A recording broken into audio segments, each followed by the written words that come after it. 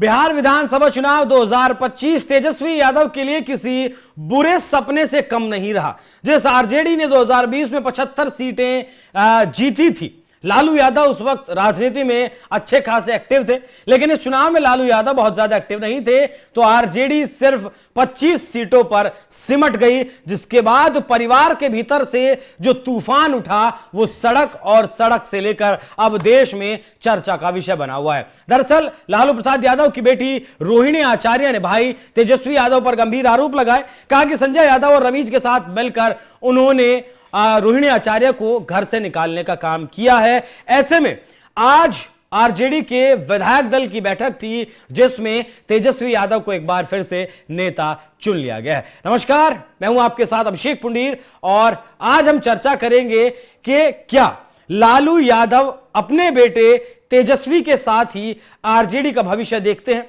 क्या लालू प्रसाद यादव भी तेजस्वी के साथ ही आगे बढ़ने की कोशिश कर रहे हैं, सोच रहे हैं। जिस तरीके से 2015 के बाद से तेजस्वी यादव को आरजेडी की कमान सौंपी गई, आरजेडी के जितने भी संसाधन हैं वो सब तेजस्वी यादव को दे दिए गए। आरजेडी के बैंक, फंड्स या जो भी खाका या फिर कहें कि जितना भी काडर आरजेडी का था वो पूरा तेजस्वी यादव को दे दिया गया। कहा जाता था पहले बिहार में आरजेडी का मतलब लालू यादव, अब कहा जाता है कि आरजेडी का मतलब लालू यादव और लालू यादव का मतलब तेजस्वी यादव। इनडायरेक्टली आरजेडी मतलब आपका तेजस्वी यादव। आज जब विधायक दल की बैठक हुई तो उसमें जो 25 विधायक थे, विधानसभा में एलओपी का जो पद होता है, नेता प्रतिपक्ष का जो पद चाहिए, उसके लिए बिहार में 25 वोटों की ही जरूरत थी और 25 ही वोट आरजेडी जीत पाई। अगर एक वोट कम भी जीतती तो आरजेडी को नेता विपक्ष का पद बिहार की विधानसभा में नहीं मिलता, लेकिन खैर वो मिल गया। इन 25 विधायकों ने बैठकर तेजस्वी यादव का अपना नेता चुना। इस बैठक में लालू प्रसाद यादव भी मौजूद थे और लालू प्रसाद यादव ने भी तेजस्वी यादव के नाम पर मोहर लगा दी है। मतलब उस बेटी के आंसुओं की कोई कीमत नहीं है। जिस बेटी को चप्पल दिखाई गई, जिस बेटी को घर से बाहर निकाल दिया गया, जिस बेटी का अपमान किया गया, उस बेटी के काम की, एहसान की, या फिर वो जो बेटी अपने पिता को भगवान रूपी मानती है, उसकी कोई कीमत, कोई वैल्यू शायद परिवार में नहीं रही। जिस बेटी ने पिता को किडनी देकर बचाया, उस बेटी की किडनी को गंदी किडनी कह दिया गया। उस बेटी के ऊपर आरोप मढ़ दिया गया कि किडनी देने के एवज में तुमने करोड़ों रुपए और टिकट लिए हैं। उसके बाद बेटी को घर से बाहर निकाल दिया जाता है। मीसा भारती इस पूरे मामले पर चुप्पी साधे हुए हैं। हालांकि रोहिणी आचार्य के पटना के घर से निकलने के बाद, दिल्ली पहुंचने के बाद जो और 3 बहनें थी वो भी पटना के निवास से निकलती हैं और वो भी दिल्ली पहुंच जाती हैं। लेकिन इस बात को मैं कल से ही लगातार कह रहा हूं कि जिस तरीके से रोहिणी आचार्य ने कहा कि जब उनके साथ बदसलूकी संजय यादव, रमीज ने की, भाई तेजस्वी ने भी जब उनके साथ बदसलूकी की, उस वक्त पिता लालू प्रसाद यादव और माताजी राबड़ी देवी वहां मौजूद थे। दोनों, राबड़ी देवी रो रही थी, रोकने की कोशिश कर रही थी, लेकिन लालू प्रसाद यादव चुप बैठे थे, उन्होंने कोई शब्द नहीं कहा। इस बात पर मैं तभी से हम कह रहे हैं कि क्या ये लालू यादव की मौन सहमति तेजस्वी यादव के उस कृत्य को थी, जिस कृत्य ने एक बहन को अपमानित किया, एक बेटी को अपमानित किया, एक 3 बच्चों की जो मां है उसे अपमानित किया, एक पत्नी को अपमानित किया, और ये अपमानित होकर उस घर से निकलती हैं। ये अपने सोशल मीडिया एक्स पर भी जानकारी तमाम देती हैं कि किस तरीके से इन्हें भाई के द्वारा क्या क्या कुछ कहा गया, परिवार के लिए इन्होंने क्या क्या कहा गया।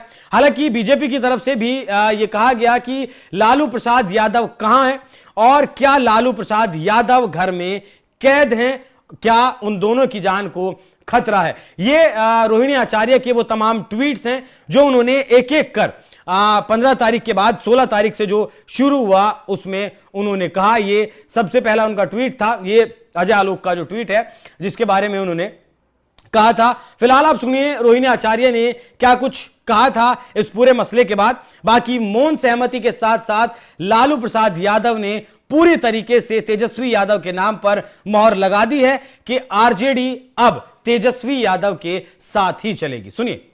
इजी थोड़ा शीशा आपका, आपने एक बयान दिया इजी आवाज मेरा आ रहा है किसी को? आराम से, आराम से। क्या बोले आवाज में?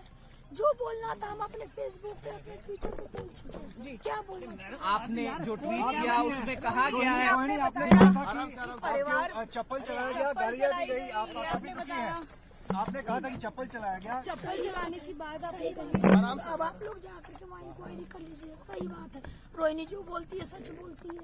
और जिसको भी कंडेम करना आकर के सामने मेरे सामने बैठवाइए। रोहिणी किस बात पर ये खफा हुए, क्या हुआ कुछ बताएंगे? आराम से, रोहिणी जी चप्पल आराम से, अभी हम बात कर सकते हैं। आप आराम से बात करें। आप ये बात जाकर किसने आपके साथ ये बर्ताव किया? आप ये बात जाकर के तेजस्वी यादव किसके शहर पे हुआ है उनसे जाके पूछिए। संजय यादव से पूछिए, रेचल यादव से पूछिए, कोई लड़के का क्या नाम था, रमीश से जाके पूछिए। आप जाइए वहाँ पे इनको। हम बिल्कुल पूछेंगे और हम बिल्कुल पूछेंगे, लेकिन आपका मत क्या है? आपको गंदा भी कहा गया, आपने किडनी दी है, बहुत बड़ा योगदान आपका अपने परिवार के लिए, लालू जी के लिए। रोहिणी जी अपने पिताजी से कुछ कहेंगे क्या, कोई मैसेज? नहीं, पिताजी मेरे साथ हमेशा। कल मेरे माता पिता भी रो रहे थे, मेरी बहन रो रही थी मेरे लिए। मुझे भगवान ने मुझे सौभाग्य दिया कि मुझे मेरे इस तरह के माता पिता मिले जो मेरा हर समय मेरा साथ दिए।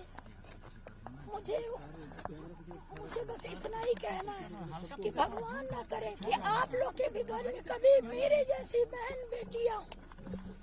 जिस घर में भाई हो, भाई लोग का ही योगदान होना चाहिए। काहे सारा बलिदान। क्या एक बेटी के बलिदान की कीमत यही होनी चाहिए कि अपने बेटे को, तेजस्वी यादव को, लालू प्रसाद यादव कुछ ना कहें? मतलब कम से कम एक बेटी को मनाना तो चाहिए था। जो भाषा रोहिणी आचार्य ने जिस तरीके से व्यक्त किया सोशल मीडिया एक्स पर, वो मैं आपको दिखाता हूं।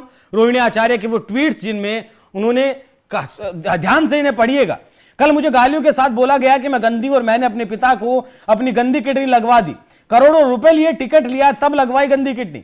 सभी बेटी बहन जो शादीशुदा हैं उनको मैं बोलूंगी कि जब आपके मायके में कोई बेटा भाई हो तो भूल कर भी अपने भगवान रूपी पिता को नहीं बचाएं। अपने भाई, उसके घर के बेटे को ही बोले कि अपने किसी हरियाणवी दोस्त की किडनी लगवा दे। भाई बहन बेटियां अपना घर परिवार देखें, अपने माता पिता की परवाह किए बिना अपने बच्चे, अपना काम, अपना ससुराल देखें, सिर्फ अपने बारे में सोचें। मुझसे तो ये बड़ा गुनाह हो गया कि मैंने अपना परिवार, अपने 3 बच्चों को नहीं देखा किडनी देते वक्त, न अपने पति, न अपने ससुराल से अनुमति ली, अपने भगवान, अपने पिता को बचाने के लिए वो कर दिया जिसे आज गंदा बता दिया गया।